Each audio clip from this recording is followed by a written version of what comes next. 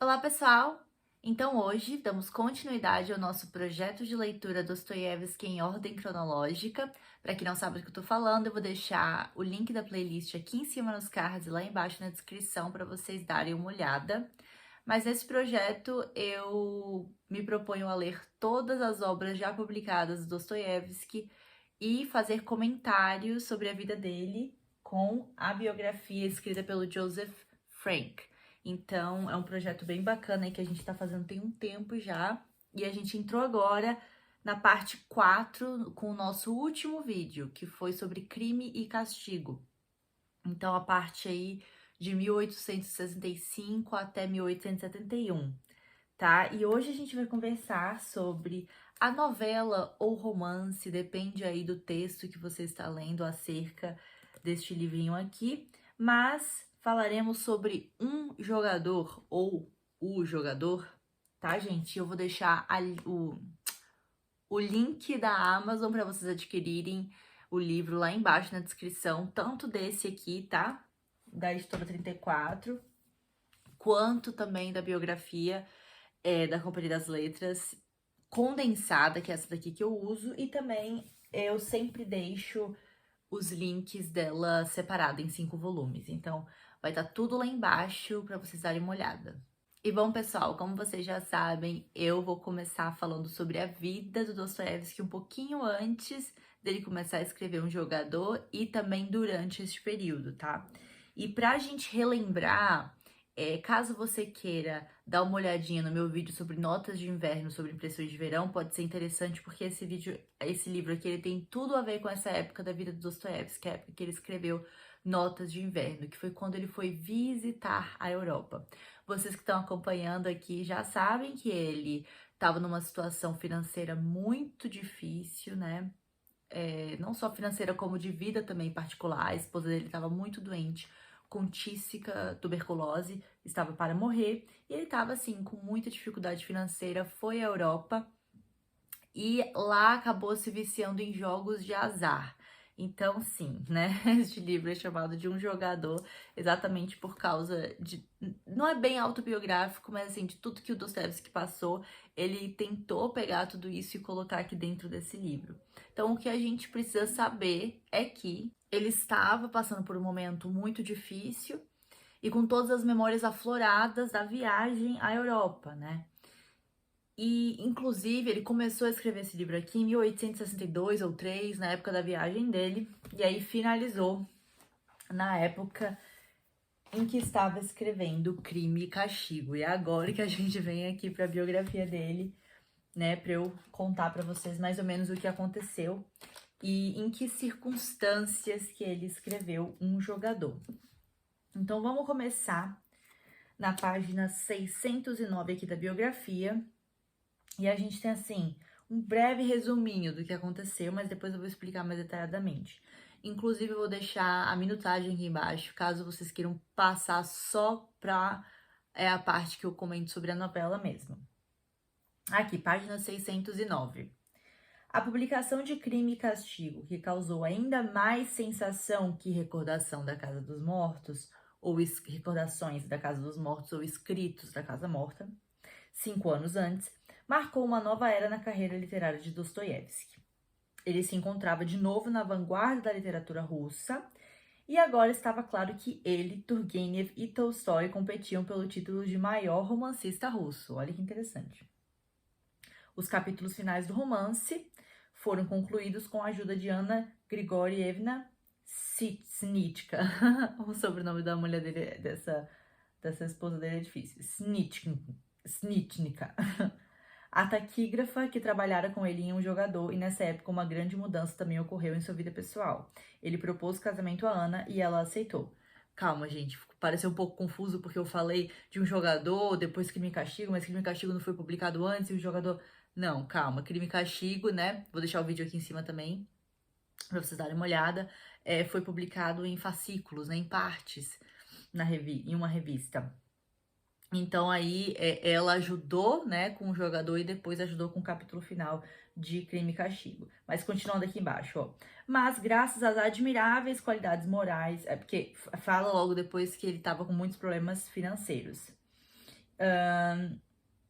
dificuldades e sofrimentos continuariam a afligir Dostoiévski, mas, graças às admiráveis qualidades morais e ao robusto bom senso de Ana Grigorievna, o errático e turbulento Dostoiévski conseguiria, afinal, ter aquela existência familiar relativamente tranquila que tanto invejava nos outros. E aí a gente precisa lembrar que ele sempre sonhou em casar e a única experiência com casamento que ele teve foi com a Maria, que morreu, né?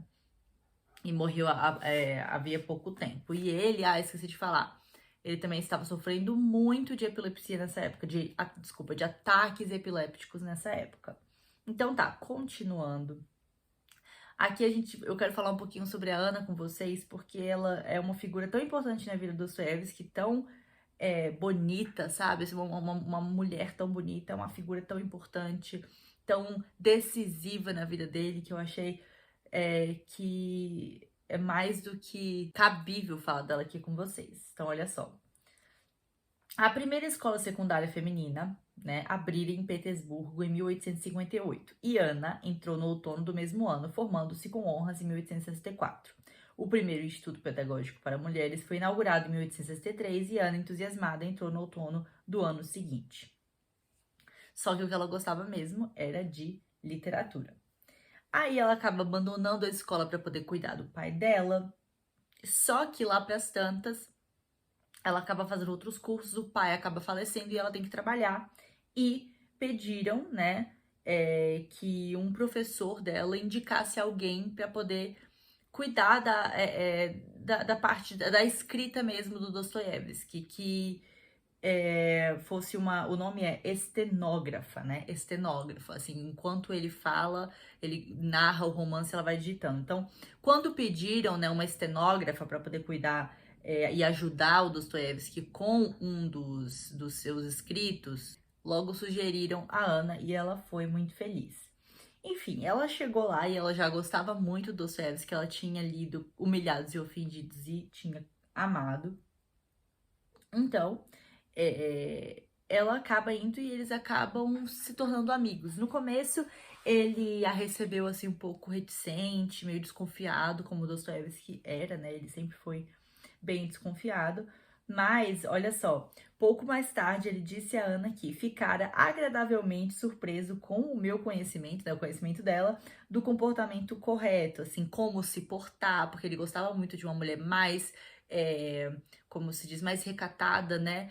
Em dado momento ele oferece cigarro a ela e ela não aceita e ele fica super feliz com isso por dentro, assim, porque geralmente a todas as mulheres que ele convivia, inclusive a Polina, né, a Apolinária, o último caso que ele teve, ela era bem assim pra frentex e ele não gostava muito disso, então ele já ficou feliz.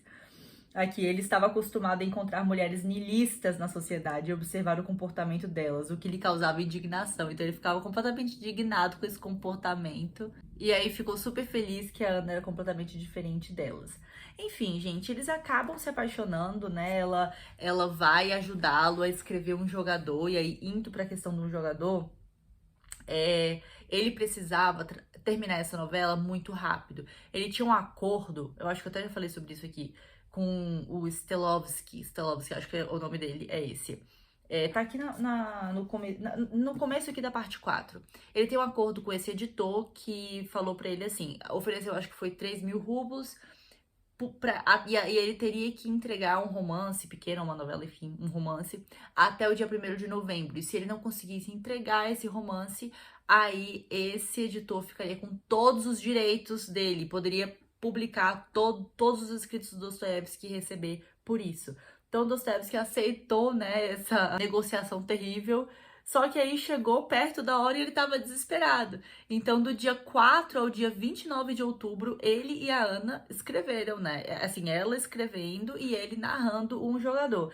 E ele, assim, em vários momentos, sabe? Durante ele narrar, durante a escrita, o processo de escrita de um jogador, ele ficou muito ansioso, tendo algumas crises, porque ele era uma pessoa muito ansiosa, né? Ele era muito volúvel, ele era muito emotivo, então ela conseguiu segurar a onda, sabe? Ela foi de uma importância tremenda aqui na escrita do um jogador e também no fato de que eles que eles conseguiram, né, deles terem conseguido entregar um jogador para esse editor.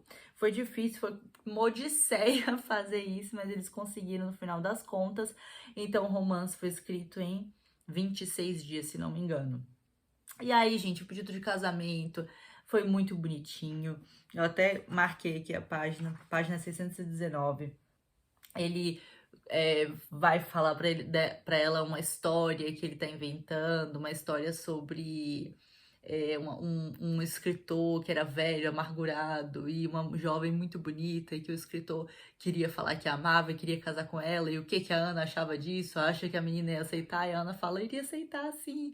Ele fala, e se eu te dissesse que o escritor sou eu, e a menina é você, você aceitaria? E ela, sim. Então, assim, eles acabam se casando, e nossa, foi lindo, gente. Assim, eu fiquei emocionada lendo esse capítulo. É o capítulo. Começa na página 609 da quarta parte. É o capítulo 35 do livro, né? Um Pequeno Diamante. Esse é o título. E assim, lindíssimo. Mas nem tudo eram flores, gente, porque a dificuldade financeira permanecia, tá? Continuava muito, muito ruim, porque ele não só tinha os problemas da revista do irmão dele, né, Mikhail, que faleceu, e ele teve que cuidar da revista e de todas as dívidas da revista. Também como problema de jogo dele. Quando o irmão dele, Mikhail, ele acabou sustentando a esposa e os filhos do irmão. O enteado dele, esqueci o nome, esqueci, Pacha, eu acho, Pacha. O irmão dele, quer dizer, o enteado dele, Pátia, filho da Maria, né, ele teve que sustentar também. Então, por conta de tudo isso, e por ele ser uma alma muito caridosa, porque ele sempre foi, ele sempre se dispôs muito, ele sempre dispôs de muito, muito auxílio financeiro para os outros, mas para si quase que nada. Então, assim, sempre que ele recebia um pagamento por crime e castigo, os familiares iam atrás dele para ele dar o dinheiro e ele dava. Então, assim, a Ana foi muito importante na vida dele também para isso, para poder, né, controlar mais a situação financeira e, enfim, lidar com a família numa rédea mais curta, assim, em relação a dinheiro, porque estavam se aproveitando dele de fato, né? Então, assim, teve um dado momento que ele chega em casa enfim, na casa dele sem casaco, numa neve terrível, porque ele teve que vender, penhorar o casaquinho dele, o capote dele, para poder dar dinheiro para a família, acho que do irmão. Enfim, gente, era um terror a vida dele. Então, assim, sinceramente, o começo do casamento do Dostoiévski e da Ana foi muito, muito complicado, muito difícil mesmo. Então, gente, agora a gente vai passar, né, para a história de fato, um jogador. Mas assim, só para vocês entenderem a importância, né, dessa introdução da vida do Dostoiévski, para vocês entenderem como estava funcionando a mente dele aí durante a escrita de um jogador. O que eu já posso falar para vocês é que, para mim, que tô, né, estudando, lendo as obras dele, junto com a biografia, para mim faz toda a diferença, né? Tá fazendo, assim, esse estudo dessa obra em si tá proporcionando uma capacidade de diferenciar, né, o Dostoiévski em cada obra dele. Então, essa daqui, eu senti que a obra foi mais rápida, a obra não foi tão lenta, tão trabalhada em algumas questões mais profundas, filosóficas, como no O Homem do Subsolo e Memória do Subsolo, ou como Crime e Castigo com Raskolnikov, até com as questões mais profundas de Notas de Inverno e do Crocodilo. Então, aqui tenho a impressão que é mais voltada, sim, claro, que tem toda aquela questão de Notas de Inverno sobre a cultura europeia, porque esse livro é sobre isso e sobre a roleta, né? Sobre o vício no jogo. Mas eu senti que ele é mais rápido, ele é mais como se fosse mesmo um entretenimento. Então, o fato dele ter sido escrito em 26 dias, eu consigo, assim, lendo, eu consigo perceber, sabe? Então, só para deixar, assim, dar essa breve introdução sobre a vida dele, sobre as situações em que ele se encontrava enquanto ele escrevia esse livro. E agora vamos para a história de fato. Bom, gente, então, O Jogador, ou Um Jogador, foi publicado em 1866, mesmo ano de Crime e Castigo, e ele tem como subtítulo Apontamentos de um Homem Moço. Então, a gente já consegue ter vislumbre de que vai ser em primeira pessoa, de que vão ser anotações, né, de um homem moço. E aqui no pós-fácil, na página 224, o Barry Schneiderman, que é o tradutor aqui, o saudoso professor Barry Schneiderman, com xilogravuras também, gente, muito bonitas. Não sei falar o nome do rapaz. Axel Leskoshek, deve ser. Mas as xilografuras são lindas também. Mas aqui no pós-fácil, sobre o título, o Barry Schneiderman, ele fala o seguinte, gente, olha só. Página 224. Um jogador ou o jogador? Aqui no começo ele fala sobre que no russo não existe artigo, né? Então não faz diferença o ou um. E que as traduções, né? As escolhas para título em inglês ficou The Gambler e em português Le Joueur. Le Joueur.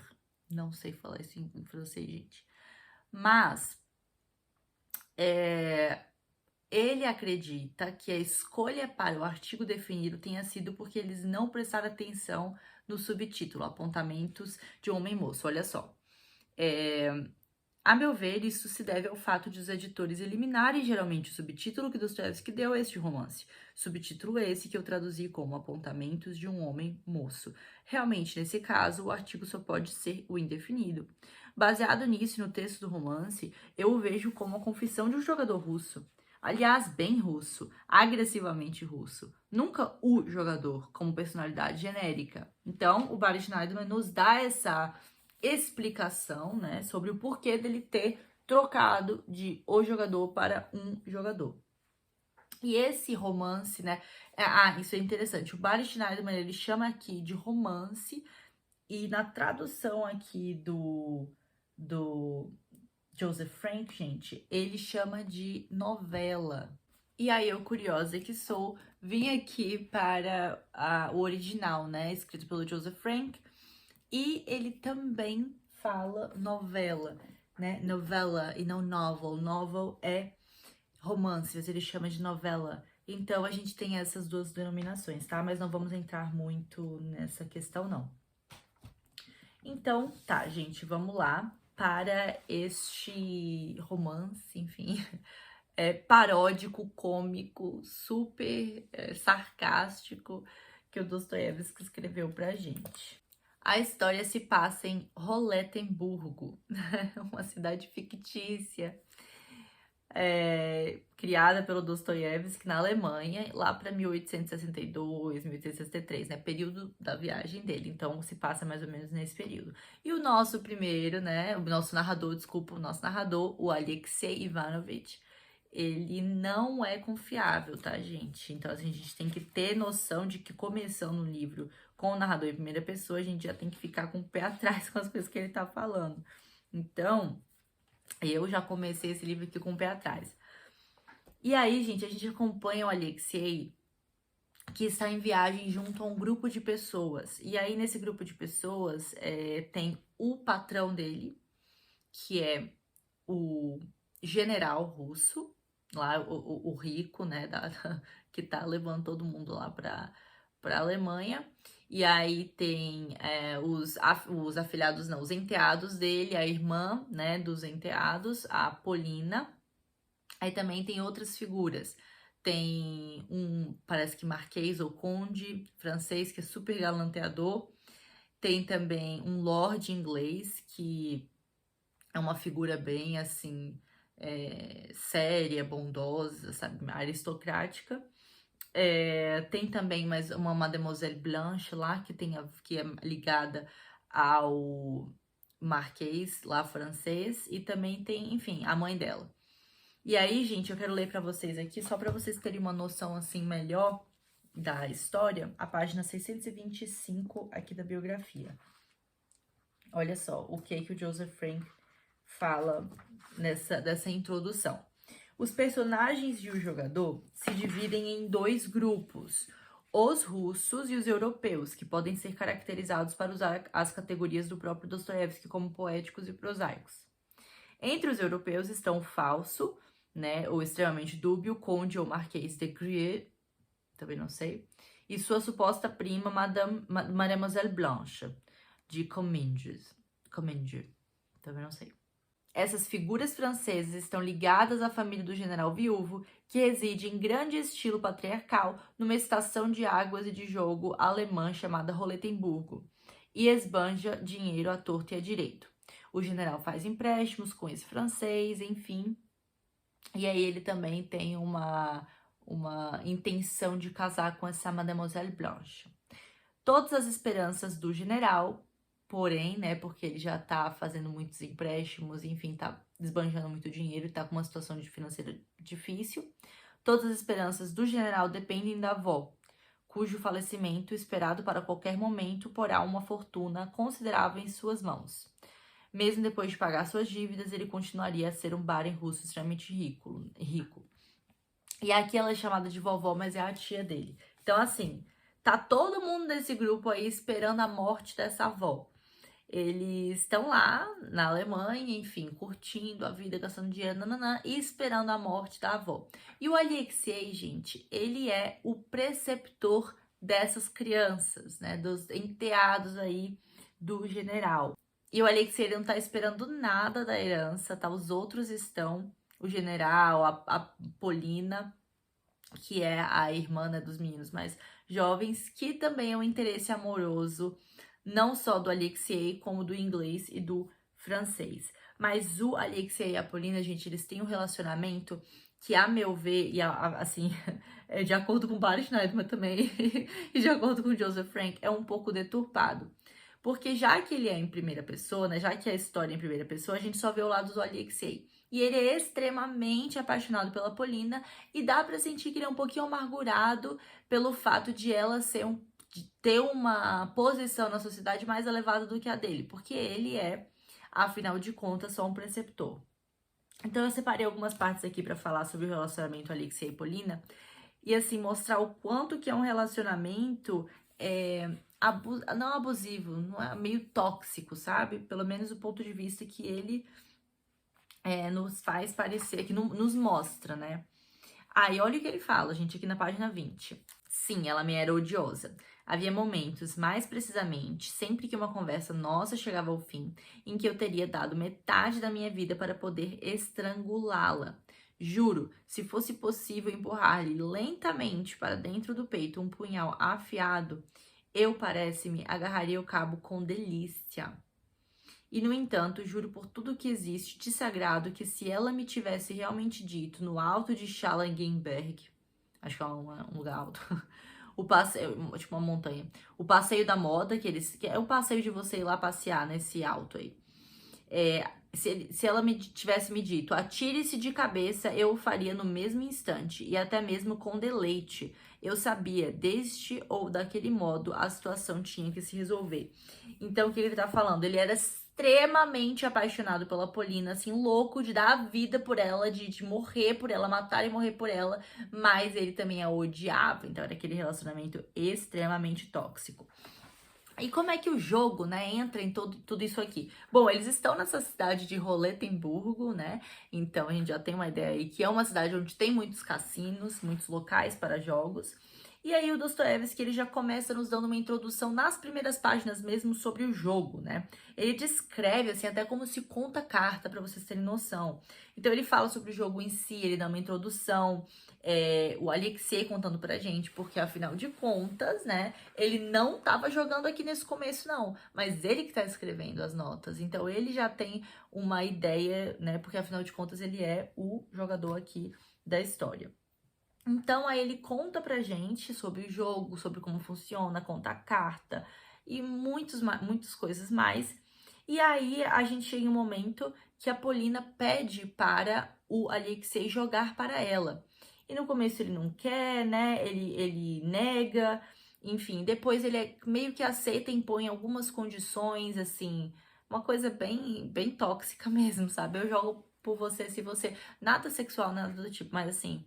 Ah, se você me contar minuciosamente por que você precisa do dinheiro, né, detalhes da sua vida, me contar tudo, né, eu sou seu confidente, se você me contar tudo eu jogo pra você. Mas aí nessa conversa também que eles estão tendo, ela acaba pedindo, né, o desafiando a fazer uma coisa. Eles estão lá conversando sobre isso, sobre como ele faria tudo por ela, mas, enfim, ele não vai jogar ainda. E aí passa um barão alemão e ela fala, vai lá encher o saco dele.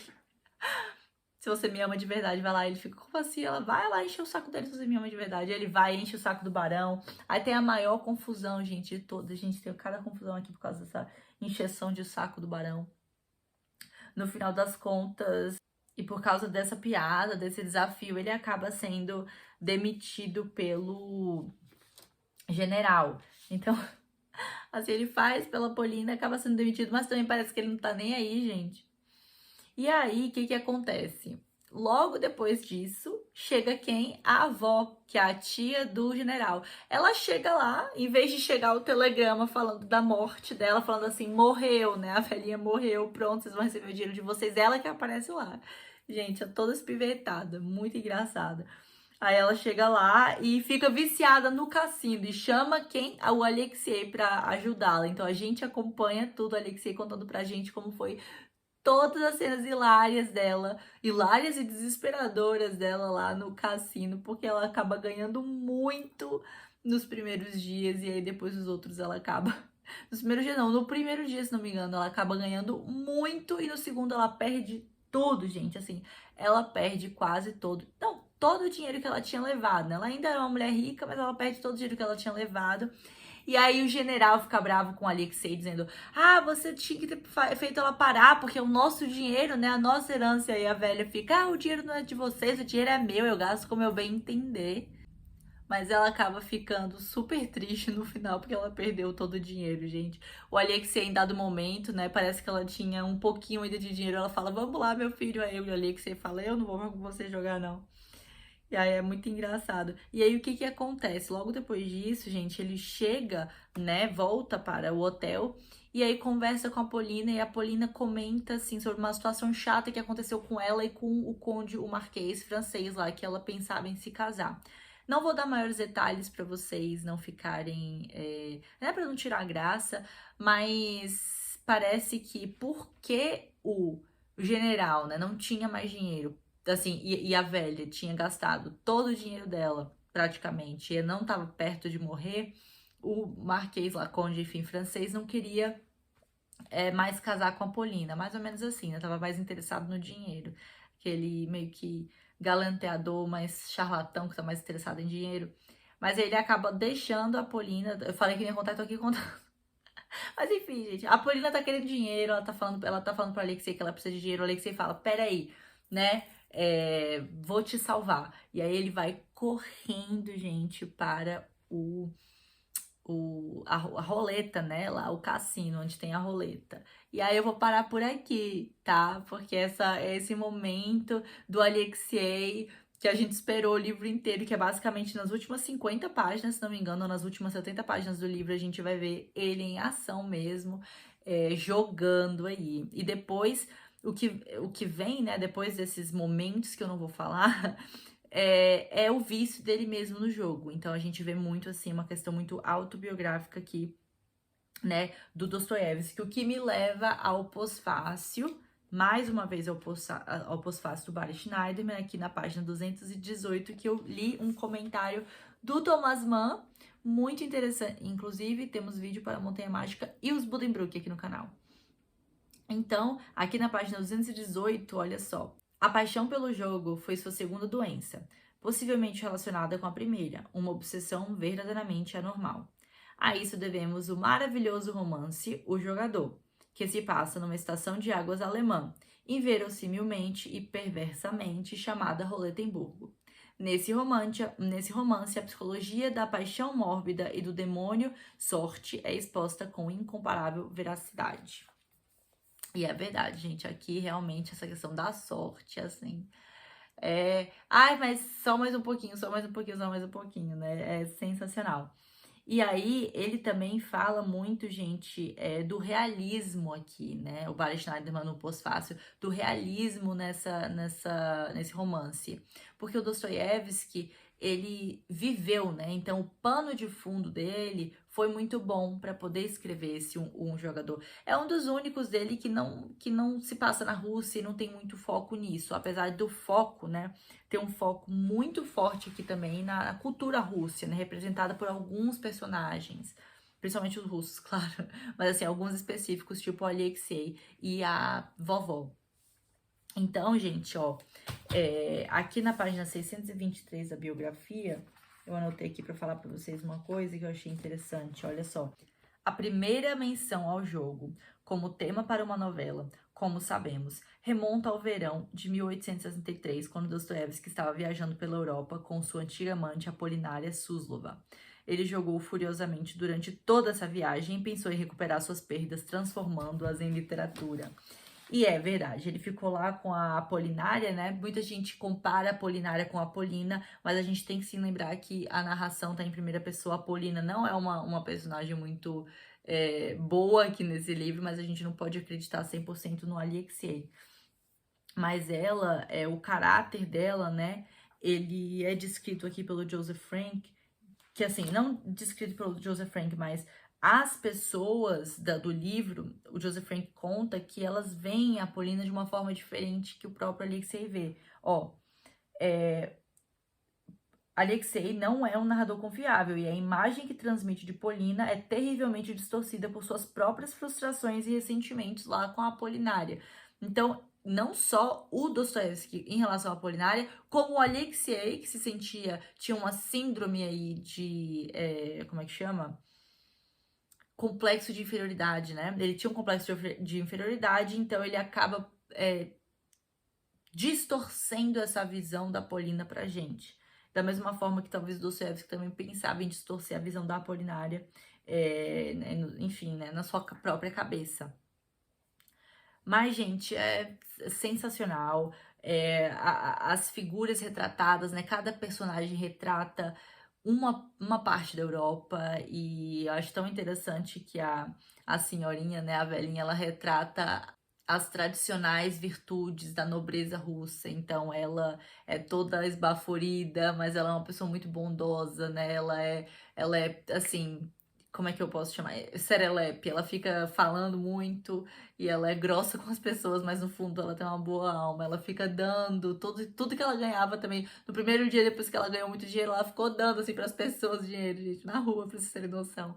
Então representa, né, esse coração bom russo. O Alexei, ele representa muito esse descontrole do russo com o dinheiro, né? Com, assim, essa questão do acúmulo do dinheiro, essa questão de como lidar com dinheiro. Porque a crítica principal aqui do Dostoiévski nesse livro é essa necessidade de acúmulo financeiro, é esse capitalismo, né, nesse sentido.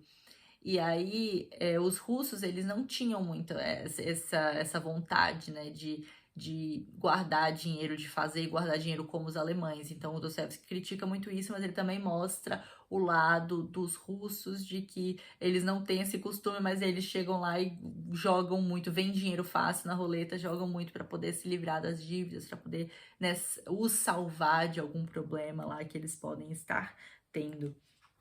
Então, gente, é basicamente isso a história. Eu também não quero contar muito, como eu falei pra vocês, eu não quero dar muitos spoilers, porque é uma história muito legal, muito divertida de acompanhar, então eu acho bacana vocês lerem por si só, sabe? Vocês mesmo irem atrás, ler a biografia, ler o livro, é muito divertido, aconselho. E eu queria ler, assim, só pra concluir, ler rapidamente aqui algumas passagens do Joseph Frank a respeito de um jogador. Ó, página 632 e 633.